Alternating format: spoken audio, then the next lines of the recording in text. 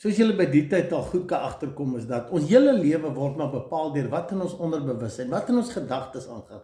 En dis hoe ons reageer, dis hoe ons funksioneer.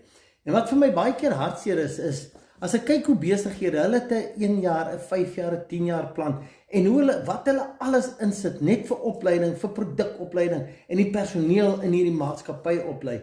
Maar hoeveel tyd spandeer hulle op die emosionele om uit te sorg dat die mense se onderbewussyn, daai programme wat hulle kan neutraliseer, uitgesorteer is.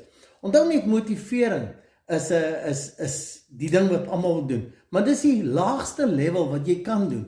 Want ek kan jou motiveer dat jy voel jy oor 'n dak spring, maar die eerste negatiewe oproep en jy's back to square one in jou ou programme. So dit gaan nie oor motivering nie, dit gaan oor herprogrammering van die onderbewussyn. Hoeveel tyd spandeer jy in 'n maatskappy dat jou mense uitgesorteer is?